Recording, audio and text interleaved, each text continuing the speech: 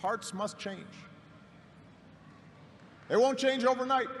Social attitudes oftentimes take generations to change. But if our democracy is to work the way it should in this increasingly diverse nation, then each one of us need to try to heed the advice of a great character in American fiction, Atticus Finch, who said, "You never really understand a person until you consider things from his point of view, until you climb into his skin and walk around in it."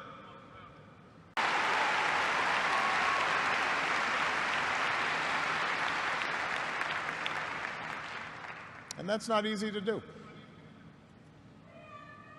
For too many of us, it's become safer to retreat into our own bubbles, whether in our neighborhoods or on college campuses or places of worship, or especially our social media feeds. Surrounded by people who look like us and share the same political outlook and never challenge our assumptions. And the rise of naked partisanship and increasing economic and regional stratification, the splintering of our media into a channel for every taste, all this makes this great sorting seem natural, even inevitable. And increasingly, we become so secure in our bubbles that we start accepting only information, whether it's true or not, that fits our opinions, instead of basing our opinions on the evidence that is out there.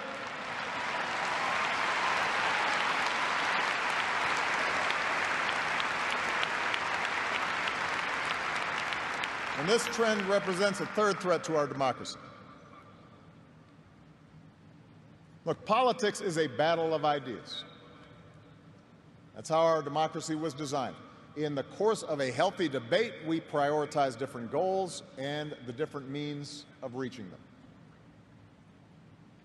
But without some common baseline of facts, without a willingness to admit new information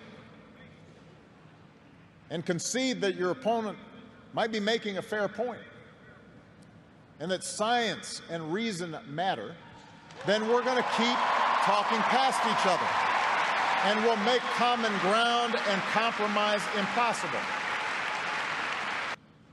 It's that spirit, a faith in reason and enterprise, and the primacy of right over might, that allowed us to resist the lure of fascism and tyranny during the Great Depression, that allowed us to build a post-World War II order with other democracies, an order based not just on military power or national affiliations, but built on principles: the rule of law, human rights, freedom of religion and speech and assembly, and an independent press.